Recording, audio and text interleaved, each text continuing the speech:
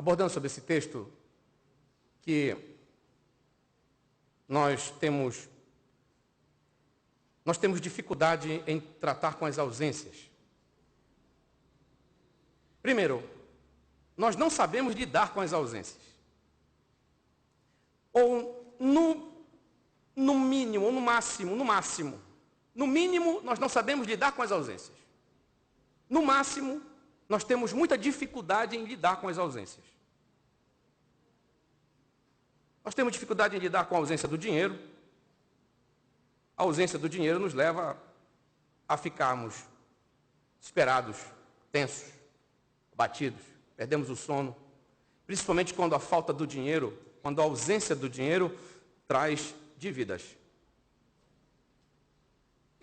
Nos tira o sono, nos tira o sossego, a paz. A ausência do dinheiro nos faz, às vezes, tomar decisões precipitadas da nossa vida. Abrimos mão, muitas vezes, de nosso patrimônio, parte do nosso patrimônio, aquilo que temos. A ausência do dinheiro nos leva até a adoecer. A ausência do dinheiro já tem destruído até casamentos.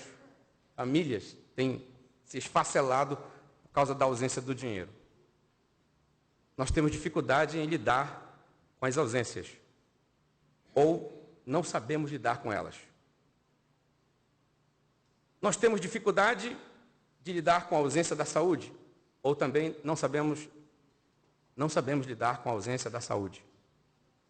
Quando a saúde está ausente, vem tristeza, vem abatimento, vem desespero, vem tensão, vem medo, vem assombro, o medo da morte, a enfermidade.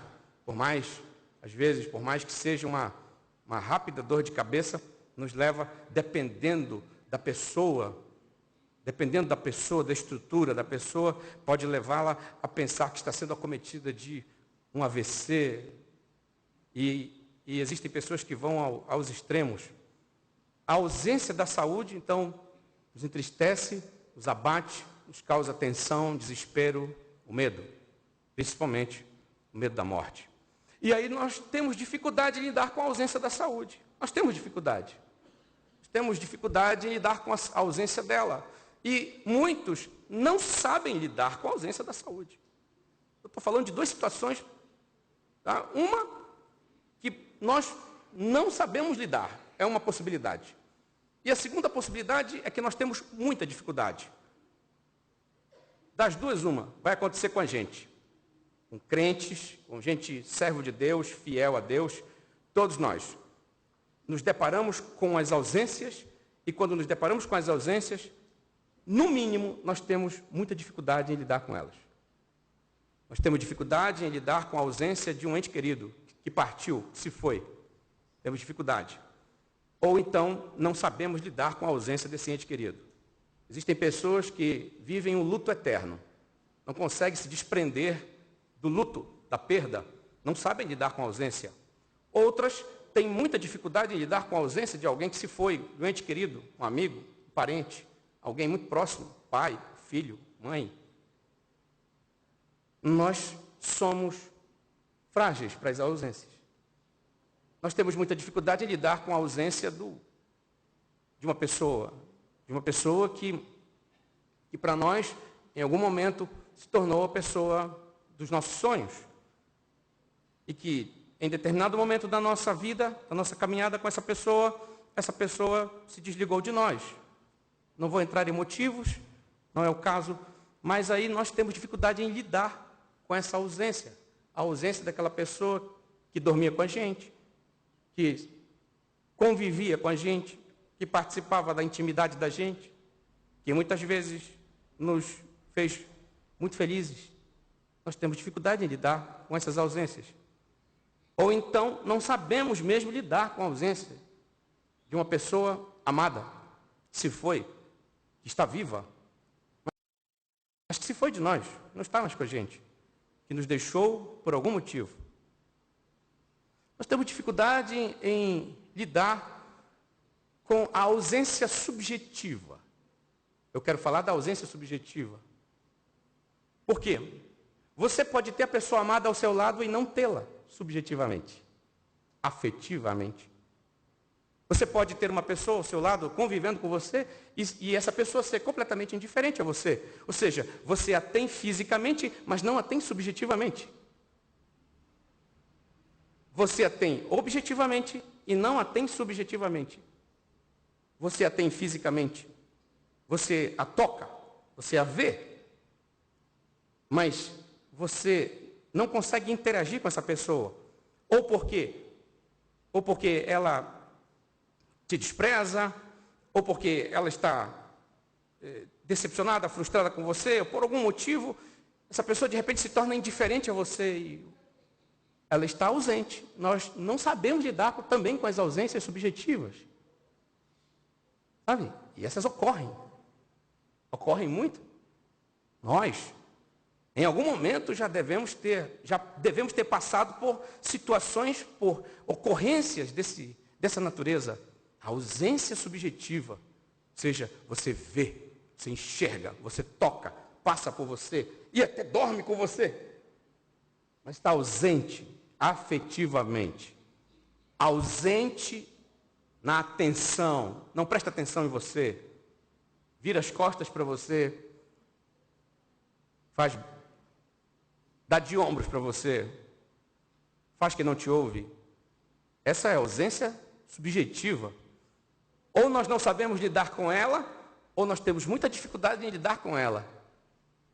E aí, na dificuldade de lidar com essas ausências, ou na impotência de lidar com essas ausências, nós somos levados a tomar as decisões mais esquisitas e, às vezes, mais nefastas da nossa vida.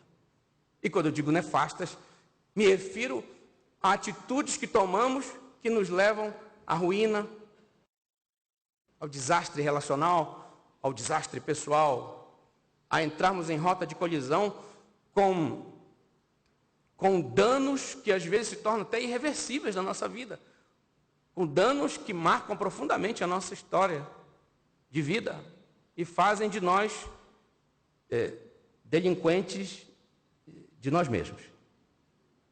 Porque aí nós começamos a infringir princípios, regras, nós ultrapassamos limites, nós perdemos a paciência, nos tornamos delinquentes.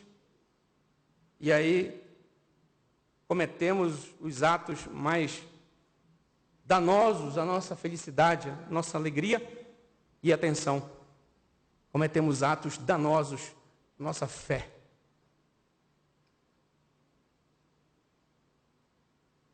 Mas a principal ausência que eu quero mencionar aqui, que é a ausência que é o topo de tudo, de todas as ausências, é a ausência de Deus em nossas vidas. A ausência de Deus, ela não é necessariamente a ausência de culto. A ausência de Deus não é necessariamente a ausência de um ato de congregar, do ato de estar em um lugar de culto. A ausência de Deus não é necessariamente ser um ateu. A ausência de Deus não é necessariamente ser uma pessoa avessa ou adversa a Deus. Mas a ausência de Deus, e que a gente pode dizer que é a mais dolorosa, a mais destruidora, é a ausência de Deus quando estamos no ambiente da adoração a Deus, quando estamos convivendo com pessoas e quando estamos concordando com elas, quando participamos dos ajuntamentos de culto, quando cantamos, quando falamos sobre Deus, mas não estamos verdadeiramente tendo uma relação pessoal, íntima, experiencial com Deus. Seja, eu posso estar cantando, eu posso estar até pregando, falando de Deus aos borbotões e não estar tendo absolutamente nada nada com Deus. Não posso estar tendo uma vida bem vazia, bem distante de Deus. Essa ausência, pior de todas. Porque com a ausência de Deus, nós ficamos à mercê das grandes, terríveis tragédias da nossa vida em função das outras ausências. As outras ausências vão ser tão mais complexas, tão mais difíceis de superar, que essa ausência de Deus em nossa vida nos levará ao declínio espiritual, ao declínio moral, ao adoecimento do nosso corpo e, finalmente, uma morte infeliz, uma morte desgraçada, uma morte que nos levará ao nada, sem sentido, uma vida sem sentido, uma morte bem trágica, poderia-se dizer. Nós não sabemos lidar com as ausências, ou então nós temos muita dificuldade em lidar com elas. Os discípulos de Jesus estão no caminho de Emaús. Saíram de Jerusalém à tarde. Esse caminho de Jerusalém até Emaús tem 11 quilômetros de distância aproximadamente. Andando numa caminhada sem pressa, leva-se em torno de 3 a 4 horas, e se parar um pouquinho para conversar com alguém, leva-se muito mais tempo.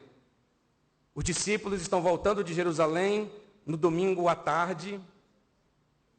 Eles estão tristes, como nós acabamos de ler aqui. Eles estão tristes, entristecidos. Estão voltando de cabeça baixa. Por quê? Por causa da ausência de Jesus. Jesus está ausente na cabeça deles. Na cabeça deles, Jesus morreu e, por não ter aparecido ainda a ninguém, para eles não ressuscitou. Todos os sonhos deles foram frustrados.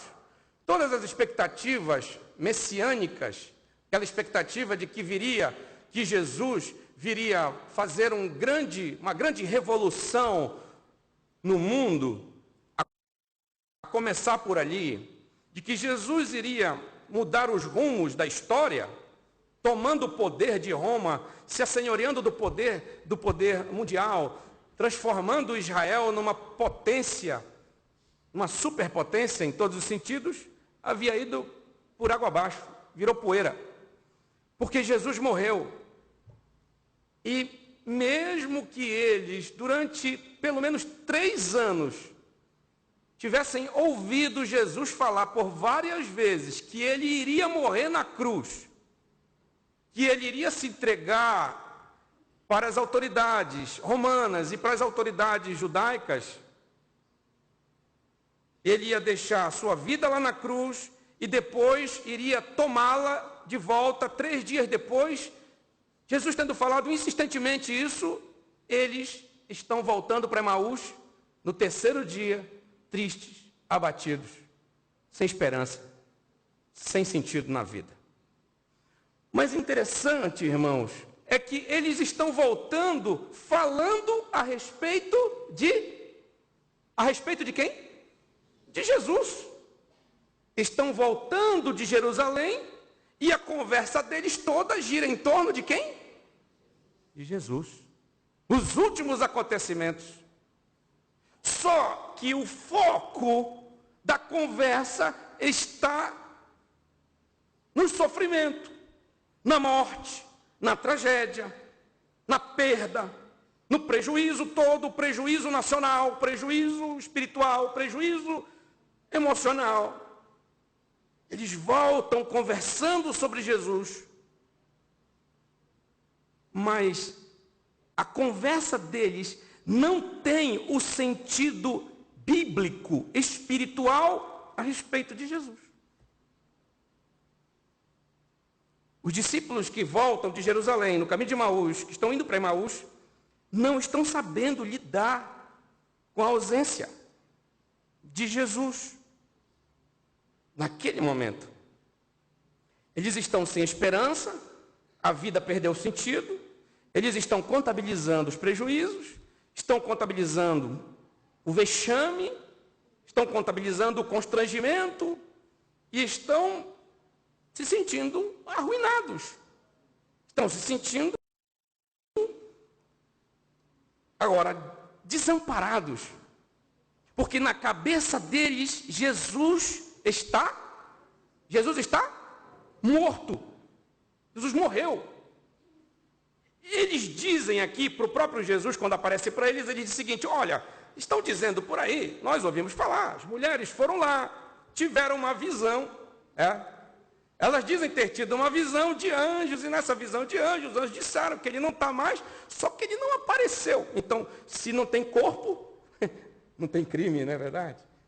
A linguagem da perícia técnica, a linguagem da investigação criminal se não tem corpo, não tem crime. No caso deles, se não tem o corpo vivo de Jesus, então ele não ressuscitou. E para nós, o que é importante é ele aparecer. Ele não apareceu fisicamente, então a gente está voltando para Emaús. Amados, preste atenção nisto. Nós estamos em um mundo que conspira contra as nossas expectativas espirituais. O mundo em que nós vivemos conspira contra a nossa fé.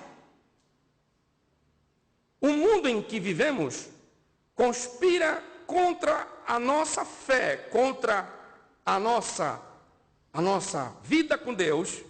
O mundo em que nós vivemos conspira contra a nossa esperança na volta de Jesus.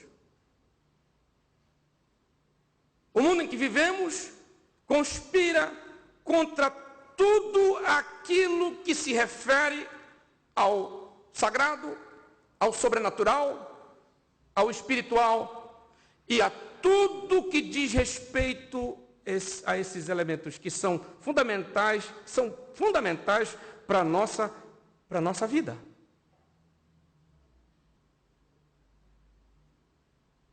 Os discípulos estavam tão contaminados pelos últimos acontecimentos. E diga-se, quais últimos acontecimentos? A prisão de Jesus, o sofrimento dele antes da crucificação, o sofrimento dele durante o processo de crucificação, no qual ele carrega a cruz, no qual ele tem a coroa de sangue. Nesse processo ele cai, Cirineu levanta, ajuda ele, leva até o Calvário. Eles estão tão contaminados com sangue, com o martírio de Jesus, com a dor, com o sofrimento, com a morte, que se esqueceram. Deu um apagão, simplesmente um apagão no pós-cruz, no pós-terceiro dia, tão anunciado por Jesus. Apagou da memória espiritual deles que Jesus iria ressuscitar no terceiro dia.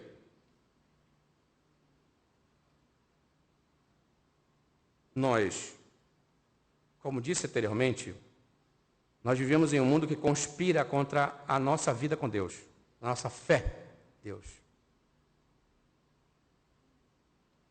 Estamos tão contaminados pela violência, estamos tão contaminados pela propaganda, pelo alardeamento da violência, do estupro. Estamos tão contaminados pela violência do cara que atirou e matou agora 50 gays numa casa noturna em Orlando esta noite, esta madrugada. Estamos tão contaminados pela tragédia de Santa Maria, que morreram 200 jovens.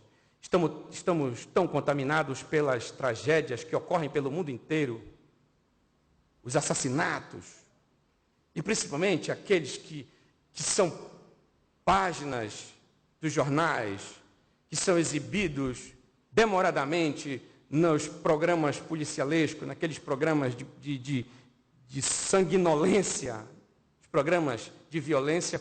Estamos tão contaminados que nós esquecemos que o mundo em que vivemos é um ambiente onde ainda é possível viver sossegadamente. Nós estamos tão contaminados com a violência que nós desconfiamos de todas as pessoas. E de repente nós começamos a antecipar violência, porque estamos contaminados com ela. Uma violência que bombardeia a gente todo dia. Nós estamos tão contaminados com as tragédias familiares, com as tragédias nos lares. Nós estamos tão contaminados com as rupturas de relacionamentos familiares, que nós estamos desconfiados de que é possível ser feliz, de que é possível um casamento ser levado de forma constante, de que é possível ser feliz no casamento. Estamos tão contaminados pelas decepções nos relacionamentos matrimoniais, pelas traições, pelas dores que as pessoas sofrem nos seus dramas de relacionamento, que nós começamos a ficar atemorizados e descremos da felicidade matrimonial. Estamos tão contaminados com a imoralidade no mundo, com a pedofilia, com os abusos sexuais de crianças. Nós estamos tão contaminados com essa visão de perversidade moral que está agora estimulando nossos filhos desde a pequena infância, que estamos pessimistas quanto à possibilidade de procriarmos. Existem casais que dizem, não vamos ter filhos, no máximo podemos adotar. Estamos tão contaminados com as ideologias seculares. Estamos tão contaminados com a ideologia marxista, que é comunista. Estamos tão contaminados com o comunismo que se traveste de caridosismo. Estamos tão contaminados com a ideologia das militâncias, com as ideologias das militâncias. Estamos tão contaminados com o ambiente da universidade, onde o professor chega, escreve a palavra de Deus e coloca um pontão de interrogação no quadro e começa a apavorar a gente e começa a colocar pavor de que Deus não existe. Estamos tão contaminados com o ambiente da universidade, estamos tão contaminados com as ideologias anti-Deus, com as ideologias contrárias a Deus. Estamos tão contaminados com essas ondas que nós começamos a desconfiar se realmente vale a pena ser crente, se realmente Deus existe, se esse negócio de igreja é sério mesmo, se eu não estou numa barca furada, que esse negócio, será que isso é mesmo de verdade? Ou será que o mundo é o que estão dizendo por aí, porque eu acho que é melhor, eu vou entrar nesses movimentos também, eu vou aceitar as ideias, eu vou concordar com meu professor de história, eu vou concordar com meu professor de filosofia, tal, eu vou entrar na barca do ateísmo militante. A gente está tão contaminado com os estímulos do mundo, contrários a Deus, que nós baixamos a guarda. E nós começamos a voltar para Emaús. E eu uso essa volta dos discípulos para Emaús como uma metáfora de nossos retornos mal-sucedidos. O retorno para um lugar onde nós não deveríamos ir. O retorno para um lugar onde nós não deveríamos mais pôr os pés, que é o lugar da incredulidade, que é o lugar do desespero, que é o lugar da falta de perspectivas celestiais, que é o lugar da ausência de Cristo. E quando digo ausência de Cristo, não estou falando da ausência do discurso a respeito de Cristo, não estou falando do discurso sobre as Escrituras, não estou falando da ausência de estar num lugar onde se fala de Jesus, onde se adora a Deus. Eu estou falando da ausência de Cristo aqui. A ausência de Cristo aqui. Então eu volto para Emaús quando começo a retroceder na minha fé, quando eu começo a criar convicções a respeito das minhas experiências espirituais.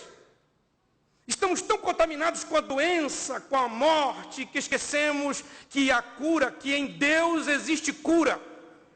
Estamos tão contaminados porque alguém morreu de uma enfermidade e o outro morreu de outra, e eu estou cercado de gente que adoeceu e que morreu, e que agora eu não vejo mais a possibilidade de cura. Eu estou me distanciando do Deus dos milagres, estou me distanciando do Deus que transforma a água em vinho. Eu começo a me distanciar do Deus que é capaz de fazer transformações espetaculares na sua soberania. Então eu começo a voltar para Emaús. Repito, eu estou usando Emaús como metáfora dos nossos retrocessos infelizes. O retrocesso infeliz de um crente é quando ele começa a perder de vista o Cristo ressuscitado, glorioso, e que voltará um dia para buscar uma igreja zelosa, uma igreja que crê nele de verdade, que vive intensamente ele, custe o que custar. Os discípulos estão voltando entristecidos, sem esperança, a vida sem sentido, porque em Jerusalém a vida tinha sentido. Em Jerusalém, Jesus estava partindo pão com eles. Em Jerusalém eles viam milagres. Nos arredores de Jerusalém, eles viam Jesus com eles. Era uma segurança. Mas agora, Jesus para eles está morto. E se está morto, acabaram-se as possibilidades. Acabaram-se os milagres. Acabaram-se as expectativas de uma felicidade. A contaminação do mundo é tão nefasta, é tão destruidora, que muitos irmãos já voltaram para Emaús, já foram embora, já voltaram correndo para Emaús. Já estão lá intocados, já estão lá escondidos, murmurantes, lamentosos, sem esperança, sem sentido na vida. Porque em algum momento uma experiência negativa em suas vidas, uma experiência frustrante de suas vidas, os levou a voltar atrás. O milagre não veio, porque tinha que vir para mim. Veio para o João, veio para o José, veio para Maria, tinha que vir para mim. Não veio para mim, Deus não é Deus. Atenção, eu quero deixar isso para você, porque isso é o que a Bíblia diz. Em toda a Bíblia nós vamos ter isso. Independentemente do que esteja acontecendo comigo ou com você, ou do que não vá, ou do que não esteja acontecendo comigo ou com você, ou daquilo que não aconteceu comigo ou com você, Deus será sempre Deus. Ele foi, Ele é e será Deus. Os discípulos estavam voltando para Emaús, abatidos pela frustração, porque suas expectativas não foram resolvidas, não foram alimentadas. Eles esqueceram da revelação. Aí eu quero entrar num outro aspecto. Sabe, irmãos, nós entramos em rota de colisão com a nossa fé quando nós começamos a viver uma fé fora da revelação. Fora da revelação. nós ultrapassamos os limites da revelação e nós começamos a especular com Deus. Quando começamos a especular com Deus, é quando nós fugimos da revelação. Quando fugimos das Escrituras. Começamos a falar de Deus e começamos a desenhar a volta de Cristo do nosso jeito, e começamos a desenhar a existência humana do nosso jeito, e começamos a criar um existencialismo cristão do nosso jeito, sem olhar para as Escrituras, sem olhar para Jesus, sem olhar para Jesus em todos os seus ensinamentos. Nos tornamos extremamente triunfalistas, porque enxergamos e somos, atenção, ficamos contaminados também, irmãos, pelos estímulos do falso evangelho, do evangelho que promete mundos e fundos, do evangelho que blinda você contra as vicissitudes da vida, seja, contra as tribulações da vida. E nós começamos a acreditar que estar em Cristo significa estar blindado de enfermidades, de perdas, de problemas emocionais, do luto, dos problemas familiares. Nós começamos a acreditar que Jesus é o grande mago da lâmpada maravilhosa de Aladim, que nós esfregamos a Bíblia, sai o mago, sai o gênio. Nós fazemos os pedidos e tudo acontece de um momento, de um piscar de olhos. E não é assim. Os discípulos estavam voltando de Jerusalém para Emaús, conversando sobre quem, irmãos?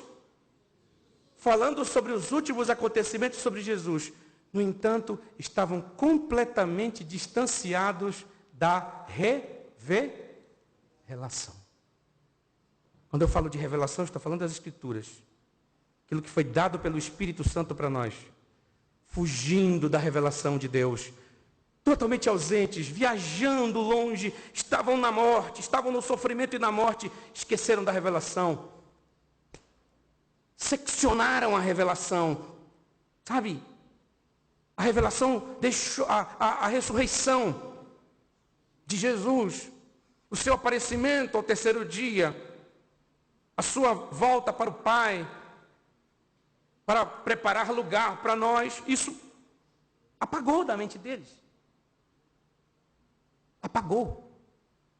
Então, quando nós perdemos de vista a revelação de Deus, quando perdemos de vista o que está nas Escrituras a respeito de Deus, a respeito de Jesus, a respeito dos seus conselhos, a respeito das coisas deste tempo, dos tempos futuros, nós começamos a especular.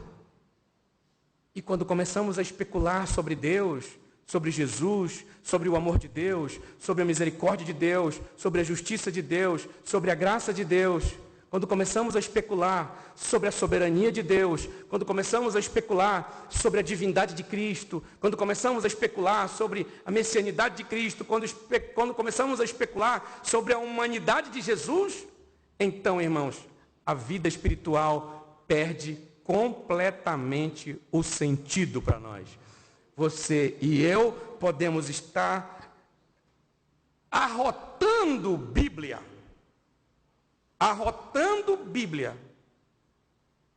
e ao mesmo tempo estarmos longe dela. Quando usamos a Bíblia para especularmos sobre Deus, ela deixa de ser palavra de Deus para nós. Ela deixa de ter poder, ela deixa de ter eficácia, ela deixa de ter vida para nós, ela deixa de ser vida para nós.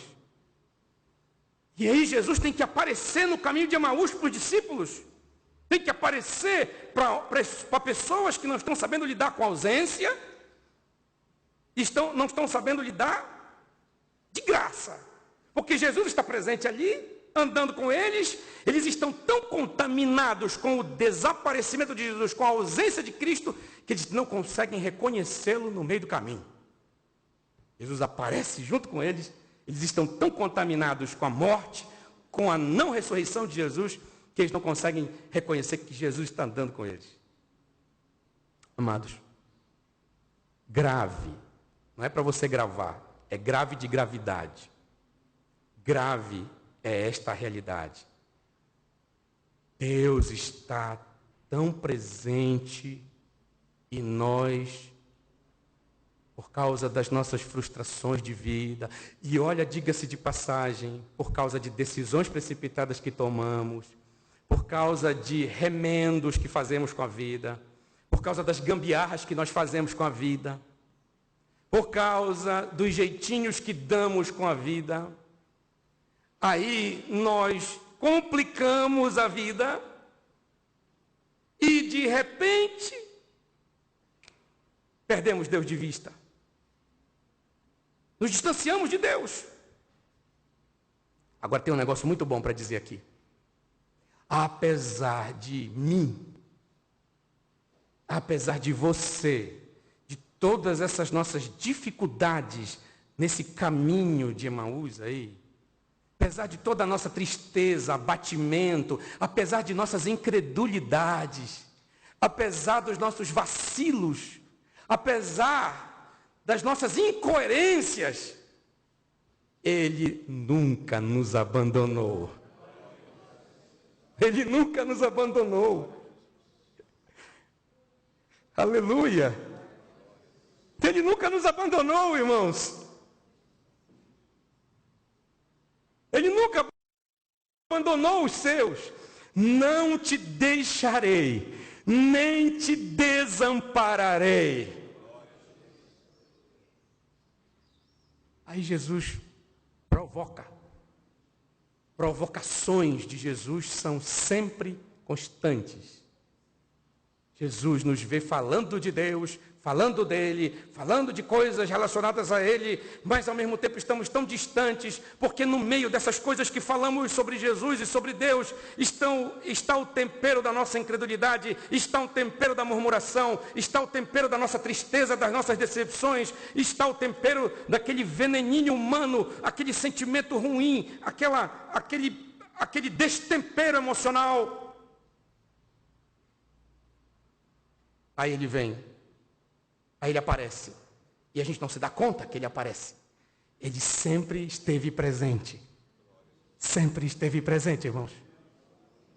Ah, eu fui injustiçado, eu fui maltratado, eu fui humilhado. E por que Deus, o Deus da justiça, por que Ele não apareceu? Por que Ele não veio com uma carroça de fogo? Por que Ele não veio com a sua espada inflamada? Por que Ele não veio ao meu socorro?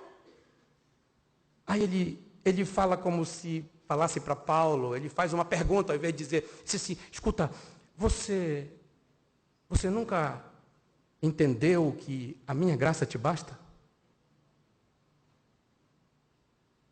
Será que o que eu vou precisar fazer para que você saiba que a minha graça te basta? É o que Deus fala comigo e com você. O que eu preciso fazer? O que eu preciso fazer, Natanael? Para que você saiba que a minha graça te basta. O meu poder se aperfeiçoa na fragilidade. É na fraqueza, é quando faltam as forças, é quando você sente que a fé está esvaindo, está empalidecendo, é quando você sente que está anêmico de fé, mas você ainda tem um pingo dela correndo nas suas veias, e você, nem que seja um gemido, Ele ouve e vem. E nem que seja para te consolar, e nem que seja para te acompanhar no trajeto, Ele vem.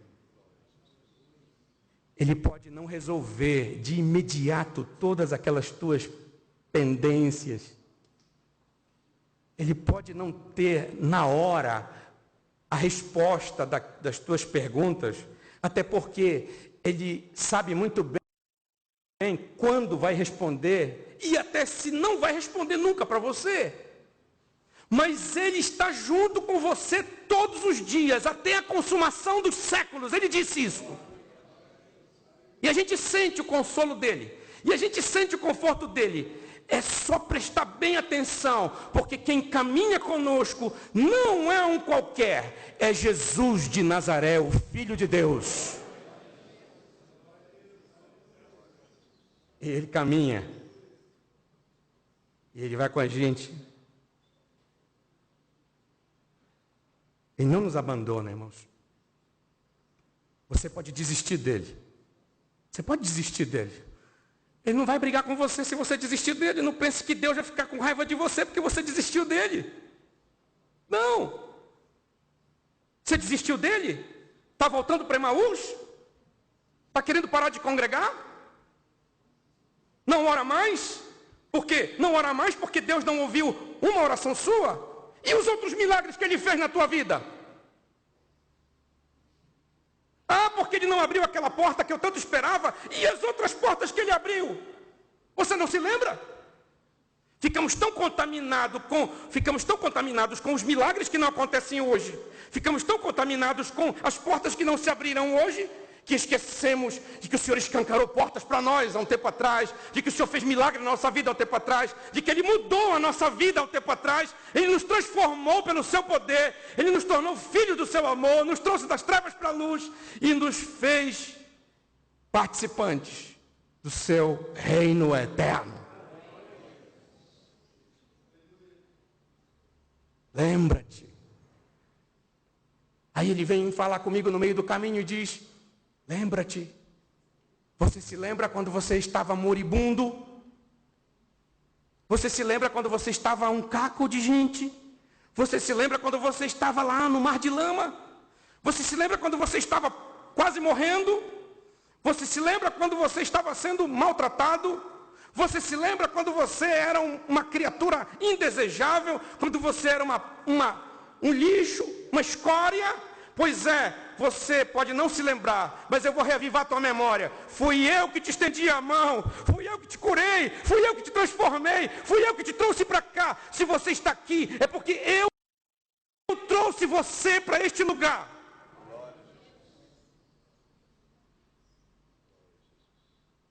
Hoje você pode até estar vivendo um drama que é fruto de uma frustração sua com Deus.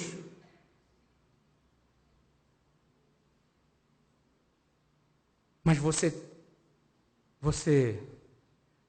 se você quiser abrir a memória agora, você vai descobrir quantas bênçãos Ele já realizou na sua vida. E aí eu lembro daquele hino do brado de júbilo. Conta as bênçãos. Conta quantas são recebidas da divina mão. Uma a uma. Vê se você consegue dizer de uma vez. E você vai ficar espantado, você vai ficar boquiaberto, você vai ficar assombrado de quantas bênçãos Deus por ti já fez. Você vai ficar surpreso. Meu Deus, essa frustração não é nada diante de tudo que Deus já fez por mim. Essa bênção que eu esperava que não veio, ela não é nada perto de tudo que Deus já fez na minha vida, de tantos presentes que Ele me deu, da porta de dignidade que Ele abriu para mim, da porta da salvação que Ele abriu para mim, do resgate da minha alma. E aí você vai ver surpreso quanto Deus já fez por você. E aí, companhia dEle, a presença dEle, vai começar a reavivar a sua alma, a reavivar a sua fé. Porque quando você começa a ouvir a palavra de Deus, a voz de Deus, quando você começa a olhar para os ensinamentos de Jesus, estudar a palavra, quando você começa a conhecer Jesus aqui dentro, e não pelo que dizem por aí, quando você começa a conferir nas Escrituras o que realmente se diz de Jesus, ou o que realmente Jesus disse, quando você começa a conferir aqui nas Escrituras, você começa a descobrir o verdadeiro Jesus. O verdadeiro Jesus é o que está aqui. O verdadeiro Cristo é o que está aqui, irmãos. E quando você começa a olhar para a palavra de Deus, quando você começa a ouvir Deus falar com você aqui nessa palavra, então o seu coração começa a pegar fogo. Começa a acender fogo na sua alma. Por isso que os discípulos, depois do partir do pão, quando Jesus desapareceu deles, era ele que estava aqui. Pois o nosso coração ardia quando ele falava da palavra para nós. Atenção, não perca o tempo com Jesus, especulando sobre ele, longe dele. Você pode estar andando com ele e muito distante dele. Lembram-se? Eu coloquei anteriormente, uma das ausências com as quais não sabemos tratar é a ausência subjetiva. Você está com a pessoa junto ao seu lado, dormindo com você, comendo com você, convivendo com você, e ao mesmo tempo ausente afetivamente. Você não tem afeto com essa pessoa. Você não interage afetivamente. Nós podemos estar com Jesus aqui no sábado, no domingo, na quarta-feira. Podemos estar com Jesus no culto do louvor. Podemos estar com Jesus no momento em que o coral canta. Podemos perceber, ver Jesus, estar com Jesus no momento em que o grupo de louvor canta, no momento em que alguém prega a palavra aqui. Jesus está presente neste lugar, mas eu estou ausente, eu estou pensando em outras coisas, eu estou desestimulado, eu estou decepcionado, eu estou sem sentido, eu estou vazio, eu estou com depressão espiritual. Não perca tanto tempo. Não perca tanto tempo. Porque de repente pode chegar um momento em que vai acontecer o fim. Vai chegar o fim. Vai se aproximar o fim. E no aproximar do fim, você vai chegar a essa mesma conclusão dos discípulos. Puxa vida, ele estava o tempo todo conosco. E a gente não percebia. E ele estava o tempo todo com a gente.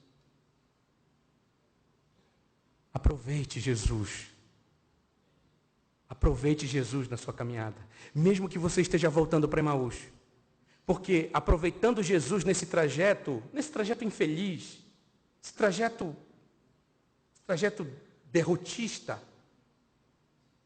mesmo voltando para Emaús, aproveite Jesus, porque se você aproveitar Jesus, vai haver um retorno para Jerusalém. Foi isso que aconteceu, não foi? Fica conosco, Senhor. Já é tarde. Tá bom, eu vou ficar. Vamos partir o pão, vamos comer um pouquinho. Jesus pega o pão, parte diante deles, dá graça. Eles ficam assombrados. É Ele, é Ele. Uma coisa eu posso afirmar diante dessa escritura aqui. Em algum momento da minha vida e da sua vida, nós estamos enfrentando ou vamos enfrentar alguma situação de frustração. Vamos, entre aspas, nos decepcionar com Deus. E aí vamos começar a retroceder na fé. E vamos esfriando na fé. Mas lembre-se, Ele não desiste de nós. Ele vai continuar. Ele vai vir atrás de nós. Ele vai vir atrás de nós para reavivar a nossa fé. Ele vai ministrar a palavra para nós. Ele vai reavivar a palavra dele na nossa vida. Vai reaquecer a nossa fé. Nós vamos voltar. Nós vamos voltar para as primeiras obras. Nós vamos voltar para o primeiro amor. Nós vamos voltar para aquela fé. Sabe, a fé,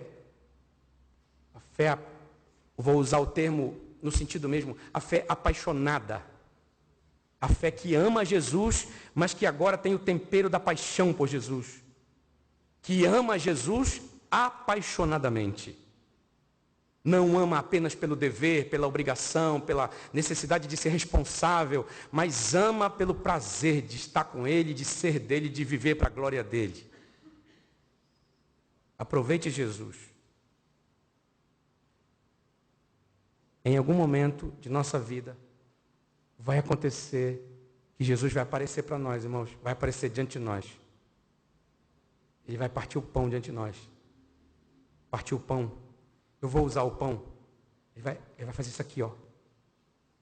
Ele vai abrir a palavra para nós. Ele vai abrir o pão. Isso é o pão. Ele vai abrir o pão. Ele vai dizer, coma. Alimente-se. É disto que você precisa. Você precisa reavivar sua fé. Você precisa voltar para Jerusalém. Você precisa voltar para as suas origens. A origem espiritual. Não a origem carnal. Para a origem espiritual. Voltar para o núcleo da sua fé. Voltar para o fogo. Voltar para o altar. Voltar para o templo. Voltar para a evangelização. Voltar para a oração. Para ir para o cenáculo. Para orar. Para receber o Espírito. Para ficar cheio do Espírito. Para ser testemunha de Jesus. Ele vai partir o pão. Eu ouso dizer que todas as vezes que alguém abre a palavra neste lugar, Jesus está partindo o pão diante de vocês. E quando ele parte o pão, o coração arde. O coração arde. Arde. Porque é Jesus. Arde porque é Jesus. Não é homem qualquer. É o Filho de Deus. Ele está presente aqui. Amém? Vamos ficar em pé.